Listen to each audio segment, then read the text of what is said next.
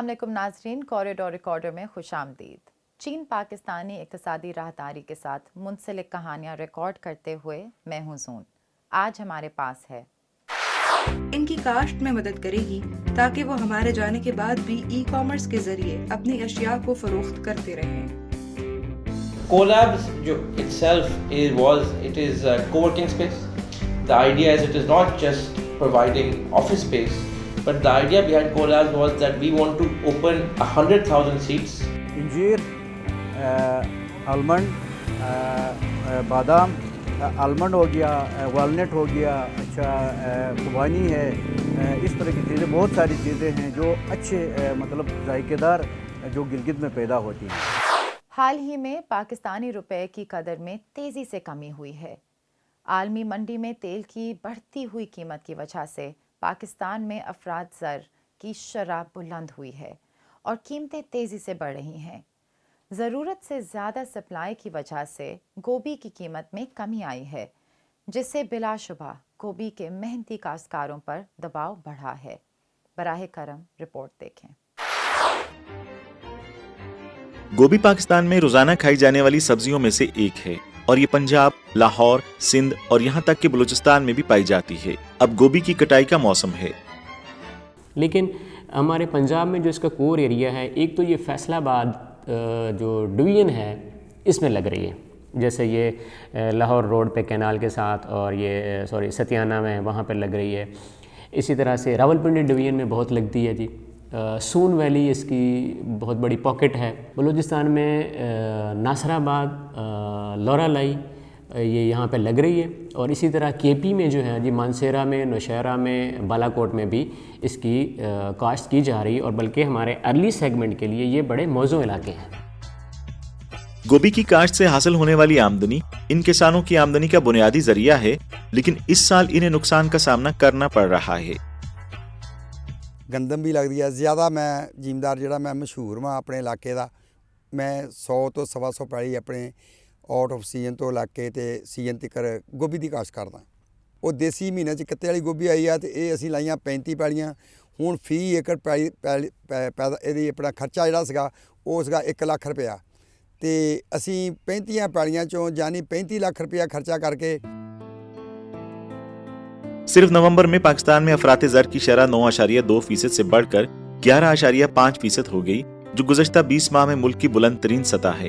इस्लामाबाद और लाहौर जैसे बड़े शहरों में रोजमर्रा की जरूरियात जैसे ताज़ा सब्जियों, फलों और गोश्त की कीमतों में खातिर-खा इजाफा हुआ है, जिससे लोगों पर अखराजात का दबाव बढ़ रहा है। ये नुकसान करने वाले गोभी के काश्तकारों के लिए भी बदतर है। बाहर नहीं जाती, बाहर अपने हर जगह हर मुल्क च हुंदी है, ये बाहर नहीं जाती किते भी। ये मसलन हुण अजकल पिंडी घट हुंदी है, लाहौरों ये जाती है, पिंडी जाती है। जिसले मसलन पिंडी दी आउंदी है वो इत्थे आउंदी है, उसले उहदे रेट वध हुंदे। जिहड़ी चीज़ बाहरों आएगी उहदे रेट वध होणगे, वो असीं कह देना जी महंगाई हो गई। पाकिस्तान का फार्मर बड़ा मेहनती है, और वो चीज़ आप देखें कि रात को टेम्परेचर -1, -5 तक यहाँ चला जाता है, तो हमारी लेबर रात को पानी लगा रही होती है। जून जुलाई में टेम्परेचर 45+ तक जाता है, हमारी लेबर खेतों में काम कर रही होती है। गर्मी सर्दी की परवाह किए बगैर मेहनत के साथ हम फसलें उगाते हैं, एक बेहतरीन पैदावार हम प्रोवाइड करते हैं। लेकिन दिल उस वक्त टूट जाता है जब मंडी में जाकर रेट नहीं मिलता, फिर हौसले टूट जाते हैं। ज़राई पैदावारी सरगर्मियों में फसल की कटाई के साल में ऐसा मुआशी रुझान होता है, किसानों की आमदनी कम हो जाती है, जिसका खुलासा चीन में वाज़े तौर पर किया जाता है, क्योंकि सस्ते अनाज से लोगों को तकलीफ होती है। चीन एक रवायती ज़राई मुल्क में ये रुझान हजारों सालों से मौजूद है। हालिया बरसों में इंटरनेट की मकबूलियत ने इस शर्मनाक सूरत हाल को तब्दील करने की उम्मीद पैदा की है।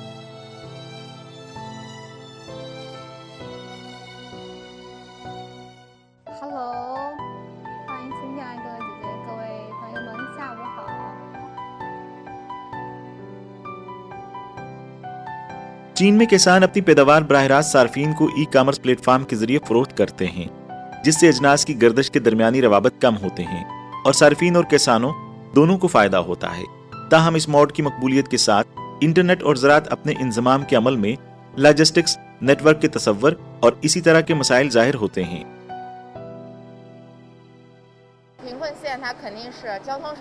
गरीब इलाकों में नकलो हमल की सहूलियात बहुत कम हैं और वो इलाके तेज़ रफ्तार ट्रेनों और हवाई जहाज़ों के ज़रिए बाहर की दुनिया से मुंसलिक नहीं हैं। वहाँ की सड़कें एक्सप्रेस वे के बजाय कौमी सड़कों की तरह हैं, इसलिए रसद के लिए बहुत मुश्किल है। एक और मसला ये है कि आया इनकी मस्तूआत का मयार और पैकेजिंग मयारी है भी कि नहीं। क्या वो ई कॉमर्स की उभरती हुई सनत को अच्छी तरह से कबूल करते हैं या वो इसके असर से मुतमिन हैं या किसी किस्म के शक में मुब्तला हैं? वो किसान जो इंटरनेट पर फरोख्त के बारे में नहीं जानते, उन्हें इस तेज रफ्तार ट्रेन में कैसे सवार किया जाए, किसी को खींचने की जरूरत है। हमने बीजिंग, खबे, गोंगडोंग और शांची में बहुत से गुर्बत ज़दा अजला और मकामी हुकूमतों के ज़ेरे इंतज़ाम इलाकों का दौरा किया है और 20 ज़रई मसनूआत का इंतखाब किया है। अपने सेल्स चैनल्स को वसी करने के अलावा किसानों को 1 साल के लिए हमारी e commerce platform, video account और ई कॉमर्स शॉप के मुफ्त इस्तेमाल की सहूलत दी जाएगी। इसके अलावा हमारे पास पेशावर एंकर्स की अपनी टीम भी है जो खेतों में जाकर बराह रास्त दिखाए जाने वाले प्रोग्रामों के जरिए किसानों को अपने सामान को फरोख्त देने में मदद करेंगी और इनकी काश्त में मदद करेगी ताकि वो हमारे जाने के बाद भी ई कॉमर्स के जरिए अपनी अशिया को फरोख्त करते रहें। इंटरनेट के जरिए मुतअद्दिद ज़रई मसनूआत जो कभी सारिफ मार्केट में फरोख्त की जा सकती थी, ऑनलाइन मकबूल हो चुकी हैं।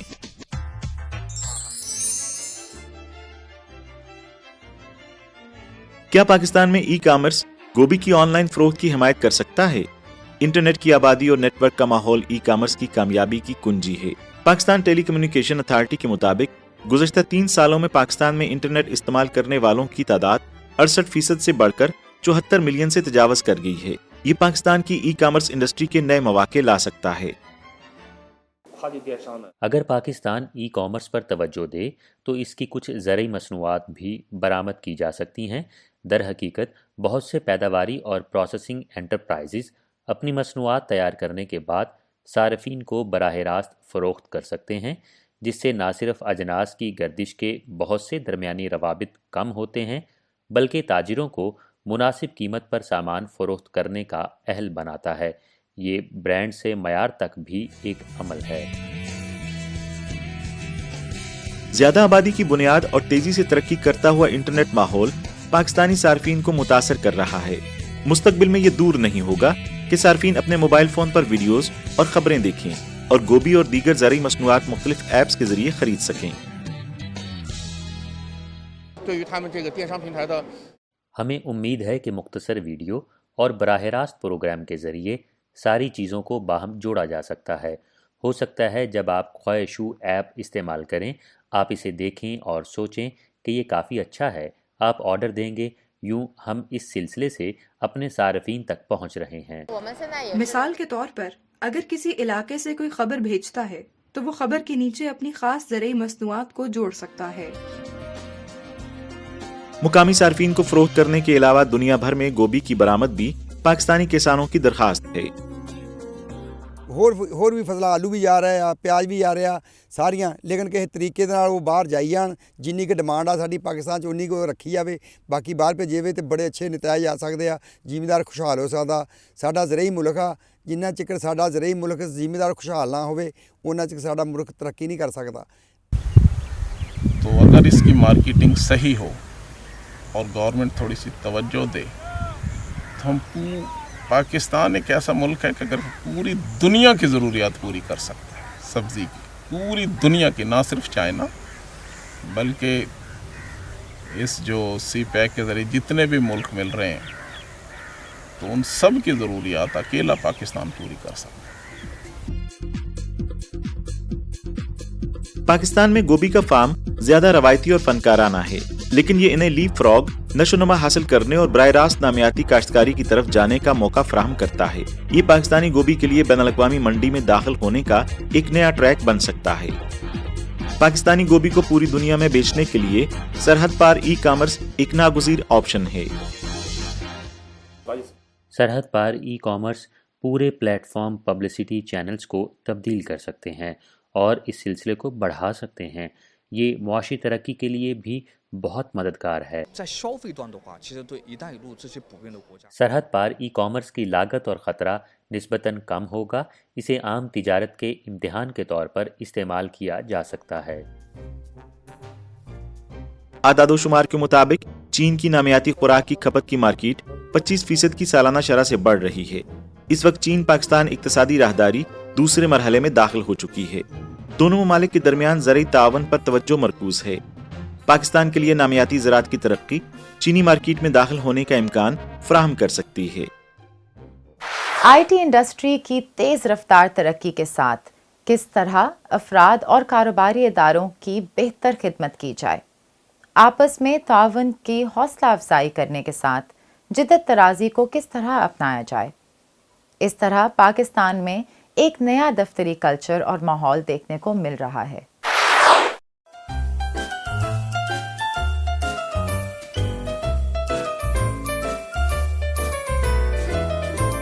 एक बच्चा जब यूनिवर्सिटी से निकलता है या अपनी नई बिज़नेस शुरू करने जाता है, उसके पास ना दफ्तर होता है, ना बैठने की जगह होती है, ना उसको पता है कि क्या सीखना है, ना अपने क्लाइंट कहाँ से क्या है। कोलैब्स करता क्या है कि ये उन्हीं लोगों के लिए एक जगह प्रोवाइड करता है। आप एक यहाँ डेस्क रेंट कर सकते हो 15 से 20 हज़ार में, एक दफ्तर रेंट कर सकते हो और सब कुछ हम मैनेज करते हैं। Payroll, HR, internet, coffee, T. Usually अगर आपने अपना बिज़नेस बनाना है, यू हैव टू प्लान किस एरिया में होगा, आपने प्राइम लोकेशन देखनी होती है because obviously you have clients, visitors coming in, so all of that Collabs provides you. In addition to that, we also provide value added services where we provide HR, payroll, financial advice. अगर हम एक startup को देखें जो अपने IT sector में आके एक इम्पैक्ट क्रिएट करना चाहती है दुनिया में, उसके लिए लिमिटेशंस बहुत ज़्यादा हैं, specially in a country like Pakistan and specially in a market जो पहले से डोमिनेट हो रही है लार्ज कॉर्पोरेशंस के साथ। उनको चाहिए एक ऐसा पार्टनर या एक ऐसा प्लेटफॉर्म जिसमें वो अपने आप को बूस्ट कर सकें या स्प्रिंग बोर्ड कर सकें। So collabs is that spring board to help the small guy compete with the large guy. ये स्टार्टअप और अफराद के लिए सहल और मुअस्सर जगह फराहम करता है और कारोबारी लागत बचाता है। कोलैब्स नावल और अनोखा सेटअप मॉडल IT के ख्वाहिशमंद नौजवानों की इंटरप्रेन्योरशिप के लिए बहुत से मुश्किल तरीन मसाइल को हल करता है। And then going beyond that, we also try to create a community of starters, founders and startups, जहाँ पे वो एक दूसरे को encourage कर सकें, motivate कर सकें, there's more learning opportunities आपस में, and also that you can find business on the desk next to you. So this entire thing is what Collabs is about. It's about bringing people with a like-minded, let's say, passion to create something in their given sectors and to help each other grow. I like to think of Collabs as a leveler of the playing field. जहाँ पे एक large corporation के साथ startup को मसला होता है compete करने में, by coming into Collabs or in any co-working space, वो playing field level हो जाती है। उसी तरह का कॉर्पोरेट कल्चर, उसी तरह की रिसोर्सेज आपको मिल सकती हैं एज अ स्टार्टअप जो एक सिर्फ लार्ज कॉर्पोरेशंस को पहले अवेलेबल होती थी। We have several entrepreneurs, startups, tech-based companies who are working together, and the community matchmaking is such that they've found business solutions amongst each other. So they don't have to go out of their building. They'll just ऐसा भी हुआ है यहाँ पे कि एक desk पे लोग बैठे हुए हैं एंड दे फाइंड आउट कि अच्छा हमें इस चीज़ की ज़रूरत है and you are providing that service, so they don't have to waste their time, energy और finance to go and look for a service. दफ्तरी जगह के इश्तराक के अलावा वो मुकम्मल तौर पर बातचीत और एक दूसरे की मदद कर सकते हैं। कोलैब्स ने कारोबारी इदारों के समाजी और कस्टमर वसाइल को बहुत वसी किया है, जिससे इनके लिए समाजी वसाइल तक रसाई आसान हो गई है। उमर शाह के मुताबिक ये पाकिस्तान की IT इंडस्ट्री में तेजी से इजाफा है, जिसने मुश्तरका दफ्तर को वर्किंग में अपग्रेड किया है। कोवर्किंग 3 साल कबल कोवर्किंग का तसव्वुर इतना आम ना था। मुल्क में शायद 30 से 40 जगहें ही ऐसी थीं, मगर आज अगर आप पिछले 5 सालों पर नज़र डालें, जब से इंक्यूबेशन सेंटर्स और एक्सीलरेटर मुतारिफ़ करवाए गए हैं जो इग्नाइट फंड की तरफ से पेश किए गए हैं, कोवर्किंग सबसे बड़े ग्रुप की शक्ल में दिखाई देता है। आज मेरी राय में इस वक्त मुल्क में तकरीबन 15 लाख से ज़्यादा नशिस्तें हैं, और जैसा कि आप देख रहे हैं कोवर्किंग से जब हम आगे बढ़ते हैं तो मुल्क भी तरक्की करता है। कोलैब्स को जून 2019 में कायम किया गया था। तरक्की के 3 साल से भी कम अरसे में आबाद एहलकारों की तादाद 700 से तजावज़ कर गई है। और तकरीबन 100 कंपनियों ने यहाँ कारोबार शुरू कर दिया है। इनमें से ज्यादातर आईटी कंपनियां और अफराद हैं और कुछ के पास बैनुल-अक़वामी आर्डर भी हैं। I think the biggest issue today in Pakistan is the freelancers. They are sitting at their homes. They are sitting without good access to internet. They don't have access to training. Pakistan में अगर ये centres बने हो जहाँ freelancers को ये सहूलियात मिली हो कि वो अपने पैसे डॉलर्स में एक्सेप्ट कर सकें, वो क्लाइंट्स के साथ डील कर सकें, उनको एक क्वाइट जगह मिल सकें, उस पॉइंट ऑफ व्यू से कोलैब्स इनको सपोर्ट करता है। Pakistan on itself I think it is आपकी 220 मिलियन की पॉपुलेशन है, आज 110 लोग इंटरनेट यूज़ कर रहे हैं। अगर पूरी आप मिडिल ईस्ट को भी ले ना 17 मुल्कों को, वहाँ 190 मिलियन पॉपुलेशन है। तो Pakistan is at the forefront to service these freelancers and to give them projects in the US, Europe, all around the world. तारीखी वजूहात की बिना पर पाकिस्तान में कभी अंग्रेजी बोलने वाली आबादी 17 मिलियन थी और तकनीकी तौर पर तजर्बाकार तारकीन वतन की बड़ी कम्युनिटी थी।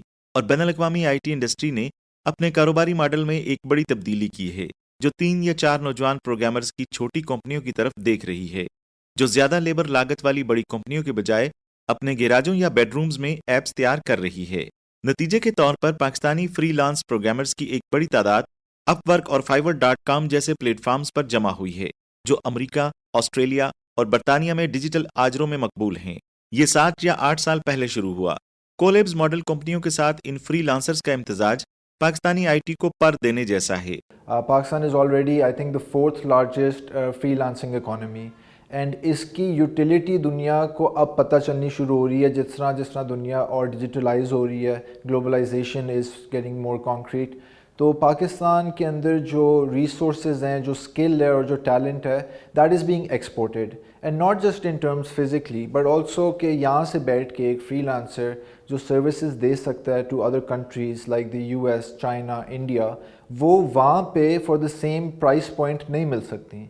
And that's why there's so much utility coming out of Pakistan that now the government is also starting to recognize it. अगर आप आज इंडिया को देखें तो गुड़गांव और जो बेंगलोर हैं वहाँ आईटी हब्स क्यों बने? बिकॉज वहाँ से वो टेक कंपनीज आगे चलना शुरू हुई। आज पाकिस्तान में सिर्फ गिन के 2 या 3 बड़ी कंपनीज हैं, जैसे सिस्टम्स लिमिटेड हो गई या नेटसोल हो गई। आप अगर पाकिस्तान को अगले 2 साल में देखेंगे, मैं आपको गारंटी करके देखता हूँ हमारी जो आईटी इंडस्ट्री है that will be the one booming today, because आजकल पाकिस्तान में जो टैलेंट है और ये जो यूनिवर्सिटी टैलेंट निकाल रही है वो ही आगे लेके चलेंगे। जब आईटी इंडस्ट्री के क्लस्टर्स की बात आती है तो लोग सबसे पहले बेंगलोर, मनीला और बुदापेस्ट के बारे में सोचते हैं। तो क्या पाकिस्तान के पास भी बैनुल-अक़वामी सतह पर कदम जमाने के लिए कोशिश करने का मौका है? तो इसके लिए हर काम करने वाले को कोशिशों की जरूरत है। कोलैब्स बस उमर शाह की एक मुहिम जोई है। I moved to Pakistan about 3 years ago. I spent the last 10 years working in investment, सरमायाकारी। मैं लंदन, यूरोप, अफ्रीका काफ़ी जगह देखा हूँ। And basically the reason behind starting Collabs was कि अगर आप पाकिस्तान को देखें पिछले 10 साल में एक बहुत बड़ा टेक्नोलॉजी का बूम आया है, और वही बूम आप आज के देखते हैं पिछले 5 साल में। वो जो सरमायाकारी आई जा रही है, जो बाहर से कंपनीज आ रही हैं, जैसे करीम हो गई, उबर, अभी एयरलिफ्ट, ये सारी कंपनीज पाकिस्तान एंटर करना चाहती हैं। Co-working provides a platform for any company entering into Pakistan, a space for them to come take a secure space with high-speed internet, with the ability to connect and also understand कि market में हो क्या है। हमारा motto है कि we want to redefine the future of work in Pakistan. हम believe करते हैं कि पाकिस्तान में एक तरीके से काम होता आ रहा था, एंड क्योंकि दुनिया इवॉल्व कर रही है, पाकिस्तान इवॉल्व कर रहा है, उसको भी इवॉल्व करने की ज़रूरत है।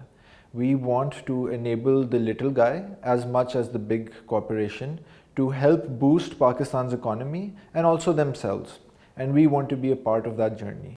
एक आज़ाद और हमागीर जगह में लोग आरामदेह माहौल में मुताला और गुफ्तगू करते हैं, मालूमात का तबादला करते हैं और हौसला अफजा तासुर देते हैं। गुफ्त शुनीद को अहमियत दें और मेल मिलाप में जिद्दत पैदा करें। पाकिस्तानी आईटी लोगों के पास खुलेपन और इश्तराक का तसव्वुर, जैसा कि कोलैब्स ने जाहिर किया है, उन्हें रोशन मुस्तकबिल पर यकीन दिलाता है। पाकिस्तान के साइट्स सेट हैं of how it wants to evolve, of how it wants to grow, and उसके अंदर tech is a big sector that we want to work on. Tech के अंदर knowledge sharing is very important. So my big message to anybody involve in that sector, in any sector और in a professional career, is to not be selfish about it. to share knowledge, to share experience, to train your juniors اس نیت سے کہ مجھ سے آگے نکلتا ہے تو اس کا حق بنتا ہے, and not to step on other people's. Act like a community, act like a country. We can do this together, yes, but individually there is no way in hell that we are going to compete with the large giants جو واقعی مل کے چلتے ہیں.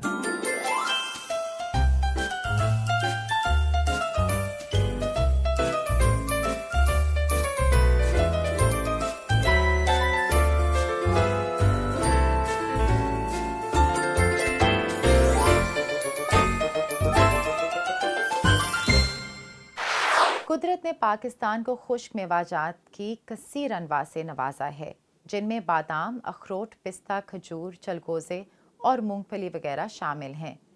اب کون سے خشک میوہ جات سب سے زیادہ مقبول ہیں؟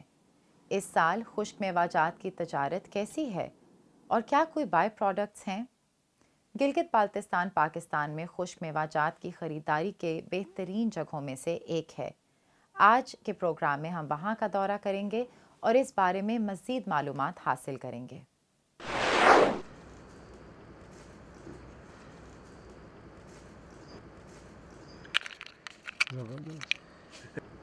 میرا سلمان خان نام ہے, ہمارا رحیم آباد ہے گاؤں کا نام, اور یہ ہمارا درخت 35 سال 40 سال ہو گیا, میرے دادے نے لگایا تھا تو ہم نے بھی لگایا ہے لیکن چھوٹے ہے. تو 40 کنال میں کوئی 8-10 ہے اخروٹ کے درخت ہیں.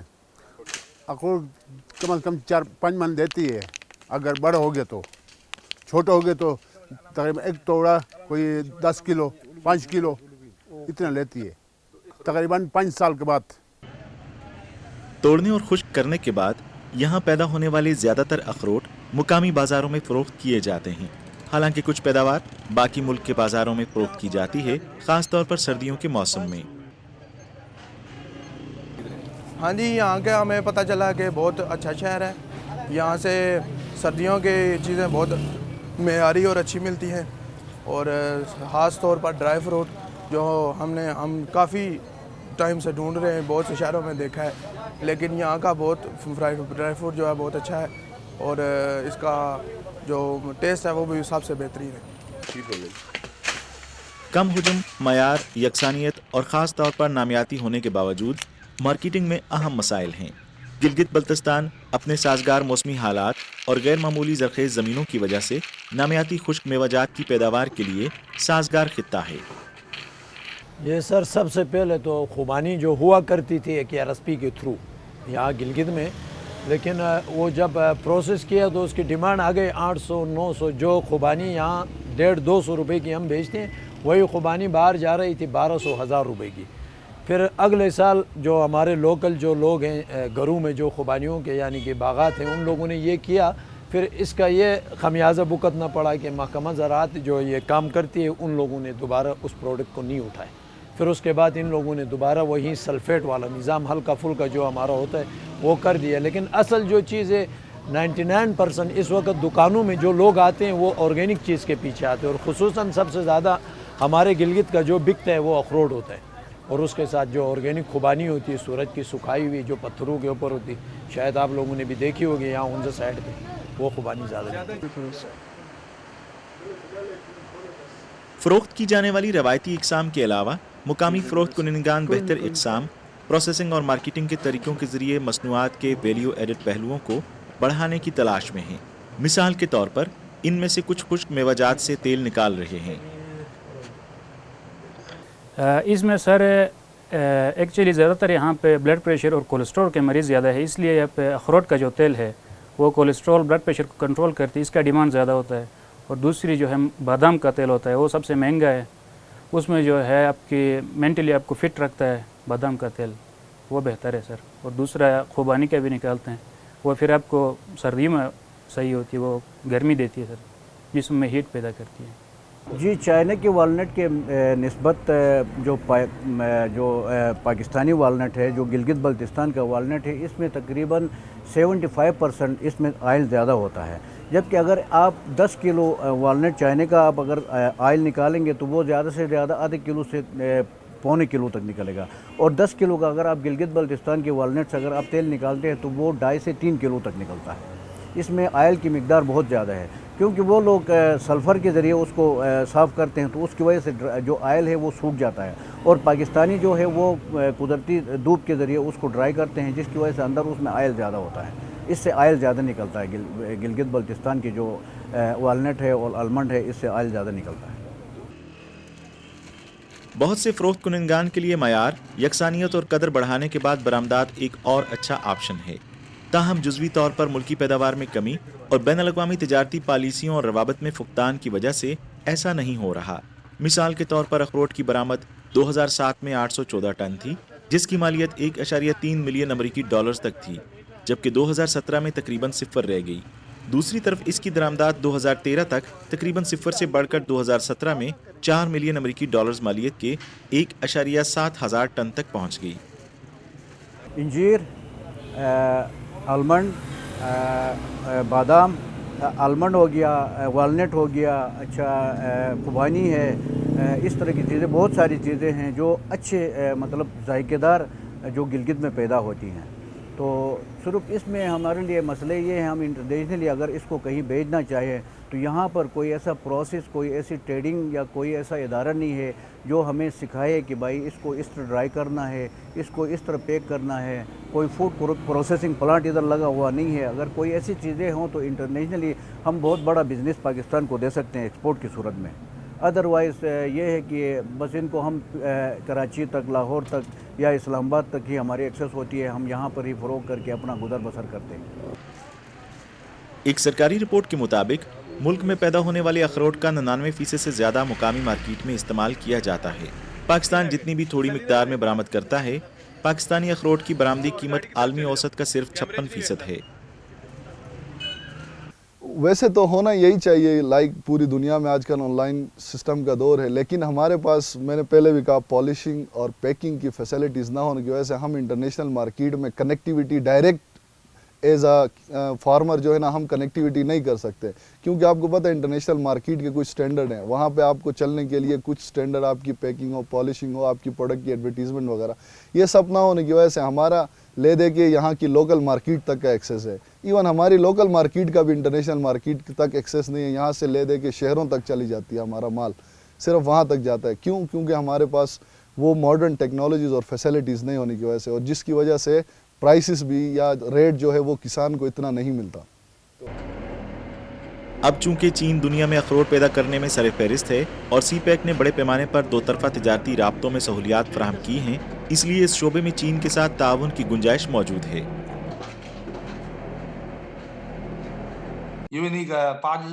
دونوں ممالک کے درمیان تعاون کے لیے میں سمجھتا ہوں کہ خشک میوہ جات کی پروسیسنگ انڈسٹری کے بہت زیادہ روشن امکانات ہیں۔ چین اور پاکستان کے درمیان تعاون کی بڑی صلاحیت موجود ہے، کیونکہ پاکستان میں خشک میوہ جات کی پیداوار اور پروسیسنگ کے لیے ترقی کی گنجائش پائی جاتی ہے۔ مثال کے طور پر چلغوزہ ذخیرہ کرنا وغیرہ۔ جب اس کی فصل کو چن لیا جاتا ہے تو مناسب طریقے سے ذخیرہ نہیں کیا جاتا، جس کی وجہ سے یہ جلد ہی نرم ہو جاتا ہے، صحیح طور پر پکتا بھی نہیں، اور اس وجہ سے ذائقہ بھی اچھا نہیں ہوگا۔ ڈیپ پروسیسنگ میں بہت تبدیلی آ چکی ہے۔ بہت زیادہ فائدہ ہو سکتا ہے سر اس سے، اگر جوائنٹ وینچر سے ہم فروٹ پروسیسنگ یا ایگریکلچر پروڈکٹ پروسیسنگ کرتے ہیں یا اس کی ایکسپورٹ بڑھانے کے لیے، تو اس سے دونوں ملک کے عوام کو بہت فائدہ ہو سکتا ہے۔ گلگت بلتستان میں تو بالکل نایاب پھل فروٹ ہے جو کہیں بھی نہیں پائے جاتے ہیں۔ ہمارے پاس سیب ہے، اچھی کوالٹی کا سیب ہے، ہمارے پاس آڑو ہے، اچھی کوالٹی کا ہے، میں نے پہلے بھی ذکر کیا ناشپاتی ہے، اچھی کوالٹی، لیکن یہ سب بے معنی ہے اگر پروسیسنگ نہ ہو۔ جدید تقاضوں کے مطابق اگر چائنا اور پاکستان دونوں آپس میں مل کے اس کا ایک جوائنٹ پروسیسنگ یونٹ سے قائم کرتے ہیں تو یہ ہمیں اس سے ایگریکلچر میں ہمیں بہت فائدہ ہو سکتا ہے۔ آج کا کوریڈور ریکارڈر یہیں تک، دیکھنے کے لیے شکریہ، ملتے ہیں اگلی بار میں۔